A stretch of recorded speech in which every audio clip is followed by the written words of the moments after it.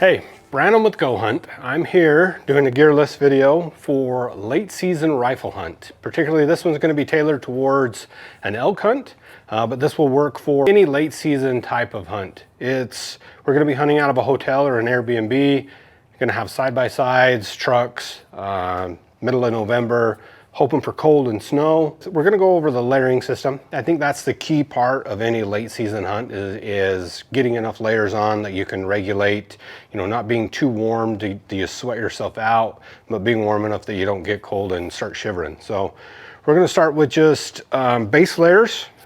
I am going to be taking our new Basin Merino. So these are the zip-offs. I don't know if you've seen them or tried them out. These are amazing for late season hunts. I'll start the morning with these. I do the short version. We've got two different versions. I prefer the short version because I don't like them to go down in my boot. And then the full zip, you just shed them. When you get warm, you can dump the zips a little bit to shed heat or just unzip them all, take them off.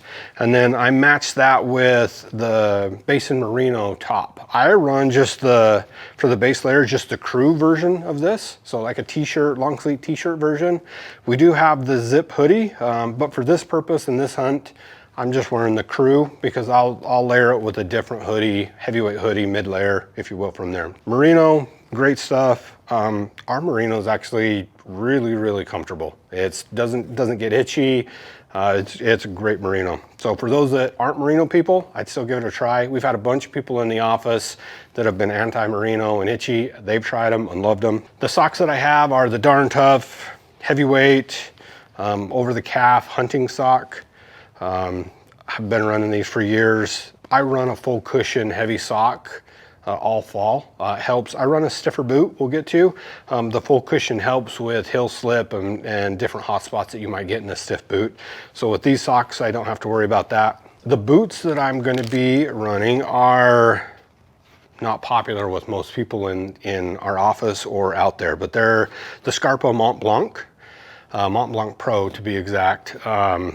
Again, I'm a super stiff boot fan. I typically during the earlier fall will run the Charmois, the Scarpa Charmois, which again, super steep boot or super stiff boot, great in steep terrain when you're toe kicking. They both come in orange for some reason. Not that I'm particular to orange, just that's the color that they come in. So Mont Blanc Pro. Over it, I'll be running the King's Preacher 2.0 pant. So this is I wouldn't call it like a heavy pant, but it is a heavier material. Does have the hip zips for full ventilation. This does have the option to run knee pads, and they come with knee pads in them. I take them out. I'm not a big knee pad fan. I think they feel funny when I'm wearing them. But we'll be running the King's Preacher 2.0 pant. Great stuff, wear great, don't get snags, tough pant. They do dry fairly quickly. That's one thing with these hunts. Even though we're staying in a hotel or in an Airbnb that you can let them dry overnight, they do in the middle of the day. If you're running into snow, I don't like just getting into rain gear if it's snowing, so I'll let them get wet. They do dry fairly quickly. I haven't had any bad experiences with them staying wet forever and freezing me out. And then on top of the boot, one thing that I always carry with me pretty much from October on, anytime that you start getting that heavy dew on vegetation, or for this type of hunt, later season, you're going to be dealing with snow. Whether you're at low elevations, high elevations, you got snow or rain on the brush. I like to wear a gaiter, and this one's going to be the XKG gaiter from King's. Yeah, I think it just protects the bottom of your pant. A lot of times you'll get these soaking wet, you'll get these muddy, you can just dump them at the truck, leave them in the floor of your truck, and then let them hang dry at wherever you're staying. Or if you're camping in a wall tent, you can let these hang dry, and it saves the bottom of your pants from getting soaking wet. So a lot of times you don't wet out your pants just by having a gaiter on. I run a gaiter even if there's no snow. Again, I like the way that it saves your pants and doesn't wet them out from there. With that, I do run just a web belt. This one's an old one that I've had forever. It's a Bison design, but the marsupial belts, the stretch belts are amazing. I've run those. I couldn't find my marsupial belt, but those are great. But any just web belt that's slim, we are going to have backpacks. We're going to be, you know, driving to a trailhead and then hiking in from there. So a slim nylon belt that doesn't irritate underneath the hip belt's pretty key for me. From there, I do take a couple options on a hunt for tops. So I've got what I would consider a midweight. This is King's new Performance Fleece quarter zip. It's kind of a waffle grid type fleece. No, I wouldn't call it a super heavyweight, but it's not a lightweight top either. So it's kind of that mid layer. Depending on what the temperature is going to be for that given day, I'll either have this on, or I'll have this is their Covert, King's XKG Covert hoodie, and this is a heavyweight hoodie. So this is more your typical heavyweight, and I'll alternate between those two. If it gets super cold and I need an additional layer, I can double these up if I want. But this gives me flexibility in taking two different weights of uppers. I can change those out depending on what the weather's like that given day. I've had hunts where you start out snow and cold, you know, 2 days, 3 days in, you get sunlight, it gets warm, and you just, you know, I've been there where you wish you had just a lighter piece. That's why on this hunt, I'm gonna be taking two different uppers. On with the insulation, I am gonna take, this is the King's Boulder Jacket. This is their soft shell, so XKG Boulder Jacket. It's just your typical soft shell. It's got water repellent. This a lot of times I'll throw in my backpack when you get up to where you're glassing. This is the first layer that goes on if I'm wearing my heavyweight, different things. I like that it's fully hooded. The hood's lined, keeps you warm. Pockets, just a great soft shell. A lot of times, like with a backpacking type setup, my true backpacking, this is the layer that gets you ditched a lot. I do think these jackets are awesome for your truck, your day hunt type things. They add a lot of versatility. If it's a light snow, I'll throw this on and don't have to worry about being hiking in my rain gear or anything like that. So the soft shell is going on this hunt. I think they're great pieces for truck side-by-side hunting. From that, I do have two different types of what I would call heavy insulation. The down transition series. So the Paramount rain gear we'll get to in a minute, but for my packable insulation, so this is what's gonna live in my backpack. This is what's gonna leave the trailhead with me as an insulation piece. It's their down piece, both their top jacket, so their transition series, their pants and their jacket will get stuffed into my backpack, and that'll go with me every day in the pack. It's not something that I plan to wear while we're driving around the side-by-side or in the truck. That'll stay in my backpack, strictly just a packable insulation. On top of it, if I need it, I do have the Paramount rain gear from King's. It's an amazing piece, super waterproof, light, packable. This will live in my backpack as well. So the packable stuff will be the transition down and the Paramount rain gear. That'll live in my backpack if I need it. From there, the other insulation that I have is their new, it's Expedition Down series from King's. And this is like a water resistant waterproof, but it's down filled. So this is what I'm gonna be wearing in the side-by-side. If we're glassing from the side-by-side or the truck and it's nasty weather, this is super warm. It's got full zips. So the pants are full zips, pants with suspenders. They do go fairly high, so if you're on an ATV or a side-by-side, these are pretty awesome pieces to have. So I've got the pants or bibs, and then also the big coat for them. So super heavy, gonna be warm, gonna love this stuff in the side-by-side. Or like I say, if it's nasty weather and we're just outside the truck glassing, a lot of times that's the layer that I'm gonna throw on. That is not the layer that I'm gonna be packing in anywhere, because it's big stuff, but I like being warm when I glass, and that's gonna keep me warm for pretty much anything. With that, we'll jump to the gloves or mittens that I've got. These are the new Permaloft guide gloves. They've got some good sticky palms and fingers, give you great dexterity with your hands. I'll wear these most of the day. I'm a big gloves guy, whether I'm hiking in with trekking poles, or just, you know, day to day in the side-by-side, I usually have gloves on. So I've got that, or I've got their mid-weight XKG glove. These are a little bit lighter than the Permaloft ones. These are brand new this year. Haven't tried them out yet. Excited to give these a run. I've run these for a few years, so these are great. But those are the main day-to-day gloves. I would call them like a shooter type glove. Good enough dexterity. I can feel safeties. I can feel triggers. I can shoot with those gloves on. When I'm on the glassing knob, these are going to be my best friend. So these are their mittens.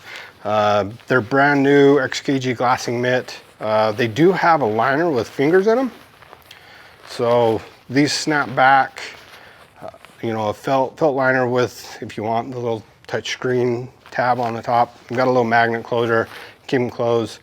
And what I'll do with these will go with me everywhere as well. So I'll wear these in the side-by-side when we're done there. I will throw these typically in the lid of my backpack, keep them where I can access them pretty quick.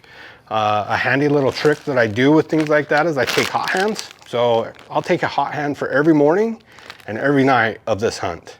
What I'll do is I'll pop those open in the morning, shake them up, and you can put them in the little part here that folds down over the liner. Put them on your fingers. You always have warm hands. That's my biggest pet peeve on these late hunts, is my hands get cold and then they just ache and then I'm just miserable. And I avoid that with a combo of hot hands, mittens. Like I say, start the hot hands in the morning when you're loading up side by side and getting ready to go, put them in a pocket. And then from there, they go into my mittens. I'm comfortable all day. They will wear out by mid-morning. Typically by then you're warm enough. And then like I say, I do in my backpack carry an extra set for the evening hunt. Say that we go in, we leave the trailhead, go in, try and find a bowl in a big steep canyon. That night I'll have them for either the pack out or the processing of the animal. I don't know if you've ever tried to break down an animal at night in the cold on a late hunt. Your hands are the first thing that just bother you bad. So I always have those with me. They've been just lifesaver on my hands. So that is, for the most part, the clothing that I'm gonna have. If you're in a state that you have blaze orange requirements, you know, obviously I am gonna be hunting a state requires a lot of orange. So I'll have a GOHUNT hat. I always pack a beanie, whether it's a blaze orange or a camo one. Glassing or getting cold, throw a beanie on, keep your ears warm, your head warm. So we've got two different blaze orange. We've got the pumpkin patch and we've got the vest western. The vest western's kind of a bare bones, easy to put on. I prefer the pumpkin patch, which is a true vest. Actually has the sides, has pockets. If I'm gonna be wearing something, I like it to be pretty versatile. I think this pumpkin patch one is exactly that. It fits, I can slim it down, it goes on and off easily over different layers that I've got, but I like the fact that it has pockets and I can either put my gloves in there if I need to, hot hands, different things like that. But I'm gonna be taking the pumpkin patch over. I may throw in a vest western just into the glove box of the side-by-side, just to have in case I'm out glassing with the big puffies on. I can throw some orange on and still be legal that way. That's pretty well got the layer system, the clothing system that I'll be taking on this. And again, I'll take multiple pieces of that. One advantage of hunting out of a hotel or house, if you will, is being able to let a piece dry, you know, particularly base layers. I'll take a couple different pieces of base layers, let them dry overnight. So I've always got a dry, fresh set. So I'll have multiple pieces. The insulation, I'm only gonna take one piece. Those types of things that don't get super wet or sweaty, if you will. I don't need to change out every day. But the other key part of a late season hunt, I personally think, are your optics. Later season, you know, a lot of times, particularly for elk that we're gonna be chasing, they don't move a ton. The trick is finding them in their honey hole. It's not like you're gonna be chasing bugles or anything like that. You've gotta find the elk to get them killed. And so I think optics are pretty key. And you'll see that I like to spend time behind glass. So we're gonna be running the Tricer. This is the AD tripod. The reason that this particular tripod is going with me and why I like it personally is it's tall. So I can glass it standing up. A lot of times late season hunts, I don't like sitting in the snow. I don't like just being down in the weather. I will spend a bit of time glassing from my feet or standing up. And this one's obviously taller than I am with the head on it and everything. So the Tricer AD, lightweight enough that I'll throw it in the pack, it'll go with me, but tall enough that I can glass standing up with it. And it's got the QB binocular holder, I guess what you would call it, adapter, and their BP head, which does have the extendable handle. I tend to like the shorter handle. Super smooth head, fluid head, that can handle a couple different pieces of glass. So the spotter that I have is going to be the Vortex Razor HD UHD. They're 85 angled. I'm a big angled fan. That's what I grew up with using. I don't have problems with, you know, acquiring target or animals with it angled. So I'll have the big spotter will go on this one. And then also for this particular hunt where I'm not super conscious about weight, these a lot of times will stay in the truck or the side-by-side. Probably not going to pack these with us when we go hiking in, but these are the UHD. So the Vortex Razor UHD 18x56s. And again, these have the stud for the tricer installed in them. Put these on a tripod, we can glass a long ways. The particular area that we're going, it's going to be, you know, 2-3 miles type glassing. These are awesome for that type of thing. You can find bulls hidden in little nooks, little crannies, they're little hiding spots. So those will stay in the side-by-side. And this is the Marsupial BTX case, or their 15 BTX case. Fits these binoculars awesome. So put them in, you know, eye objective first. Keeps them padded, safe, protected. Again, that'll go in the side-by-side or the truck. Help you glass a long ways, help you see things.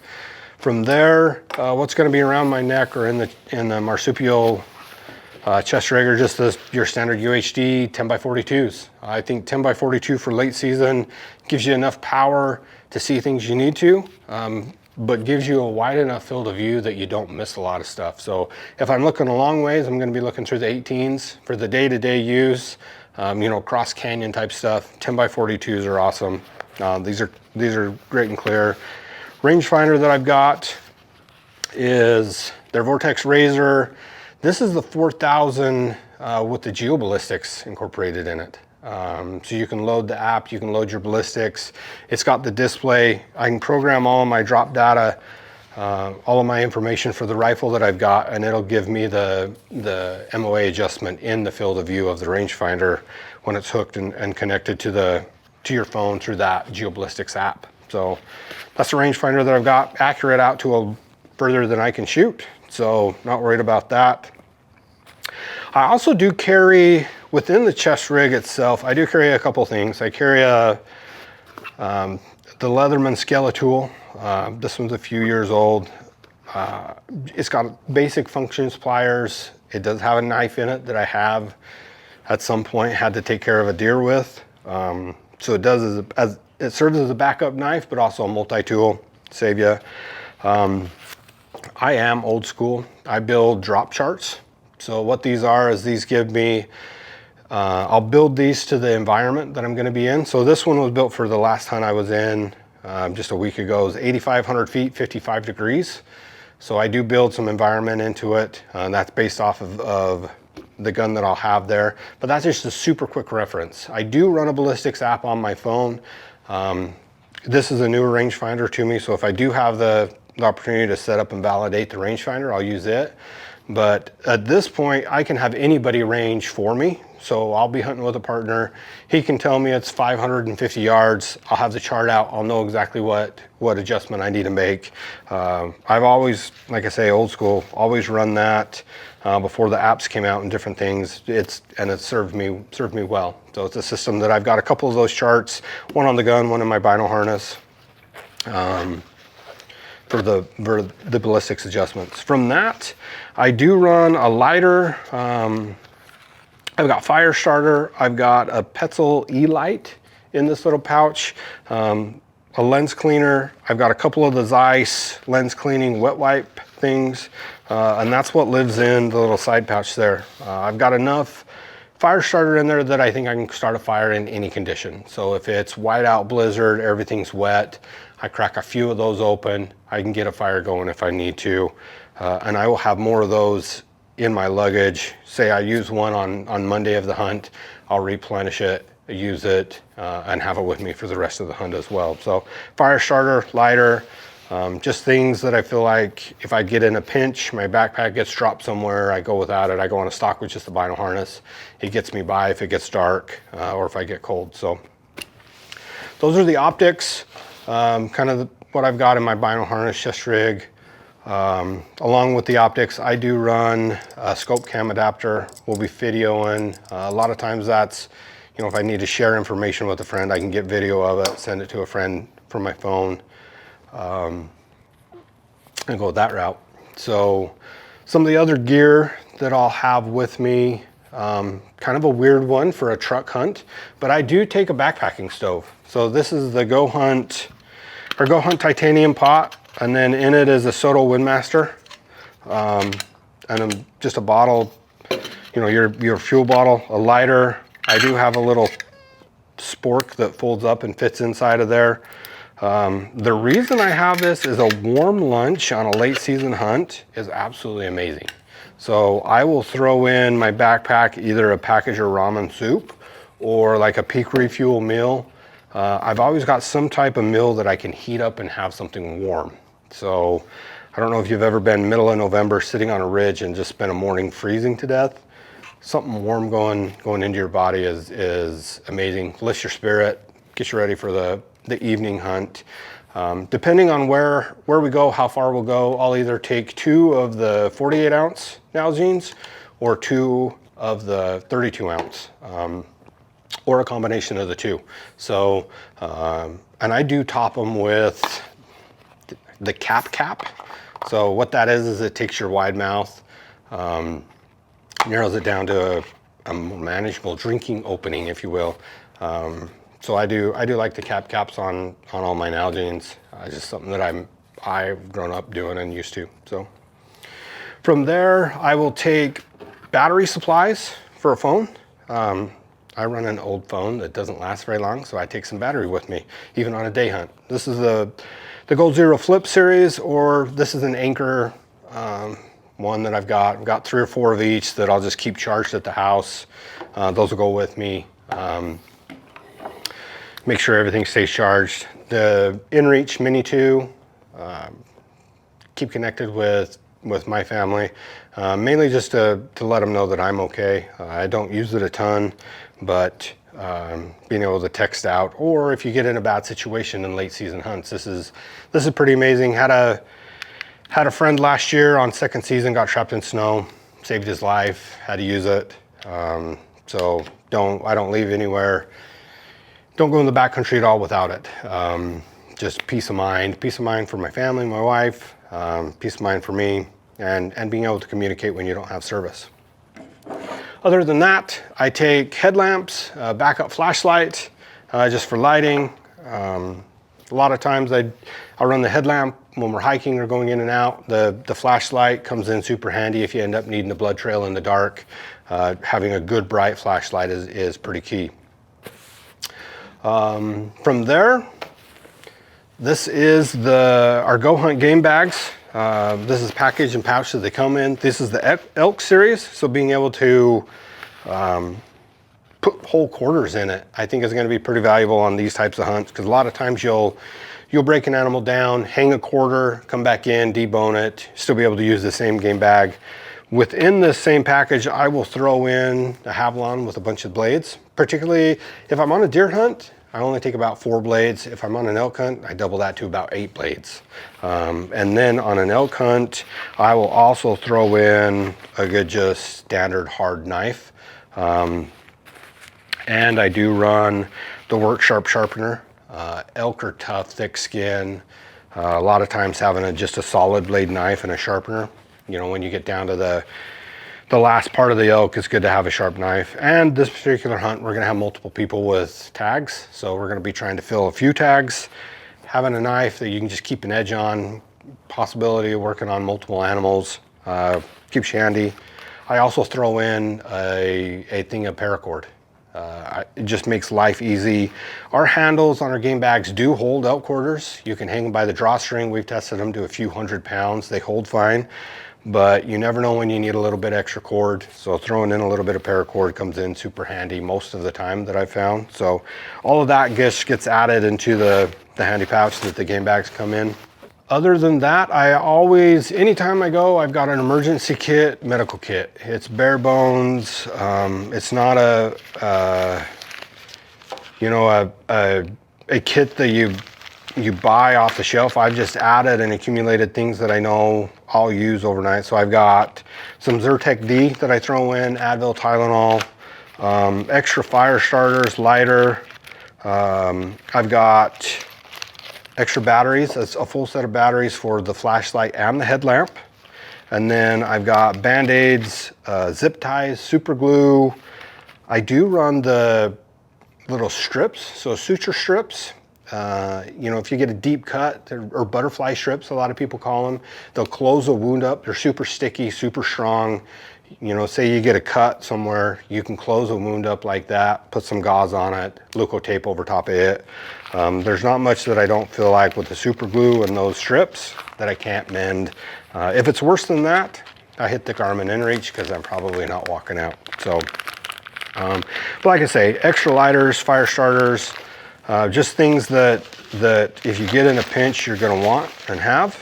So that's what's in my emergency or medical kit. And again, that goes on any hunt that I go on, whether it's a backpack hunt, this goes with me. If it's a day hunt, it goes with me. It just lives in my backpack in a pouch on the back of it. And I've always got that. So the weapon that I've got, oh, the other thing underneath them, trekking poles. On a late season hunt, I love trekking poles, 4-wheel drive for you, if you will, particularly when it's cold, snowy. These are the Legacies, but any good trekking pole, particularly if you shoot an animal and coming out heavier than you're going in, you'll love these. Snow, cold, trekking poles. A lot of times if we're hunting a bull, I'll collapse these down, they'll go on the backpack. So I've got access to the rifle. But on the way out, those come out of the backpack and I use them a ton. So GOHUNT ammo wallet. This holds, I do run, so on the back side of this is 9 shells. So I'll take 9 bullets on the gun itself. And then I usually throw 10 bullets in my backpack. That's a lot of bullets, it's a lot of weight. I've had stumbles and falls and different things that I get paranoid that I messed up my gun. I've taken, you know, I'll do a 3-shot group in the afternoon if I do take a tumble like that. And so I always like to have enough ammunition with me during the day that if I need to check zero on my gun, I can do that and don't feel like I'm being too stingy on the ammunition. So I do take, you know, 19 bullets with me in my pack. I like shooting rocks too, so it's fun. But it is a Browning X-Bolt. It's their long range max edition. It's topped with a Vortex Viper PST Gen 2 and first focal plane. It's got their magnification throw knob. I like to run it at about a 10 magnification, get in, find the animal, bump it up to 25. Nearly every shot that I take, I'll have the magnification as high as I can stand it. You know, if it's over 200 or 300 yards, it's always on 25 power. I like to be able to pick where I place that bullet. And it's super accurate. I've got a lot of kills behind the Browning X-Bolts. I run, like I say, 28 Nosler. I run a 195 Burger out of it right at 3,100 feet a second. So it's a big bullet, big grain, going really fast. Excellent ballistic coefficient. It bucks the wind real well. I don't have to be real accurate at judging wind at distance because I've got an efficient bullet that cuts wind really well.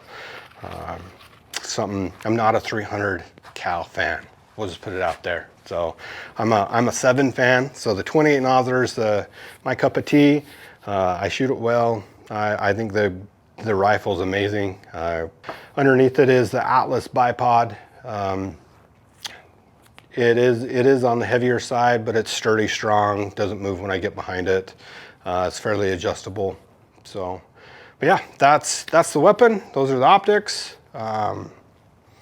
That's what I'll be taking in November to go chase elk. If you got any questions or comments on the gear that we went over, drop them in the comment section below. We'll get you answers. If you've got any suggestions on gear that I should be looking at, I'm not, drop those comments in there as well. I love to hear the suggestions, different people's opinions. Love to find new gear that people have tried out there. But thanks for watching. Appreciate it.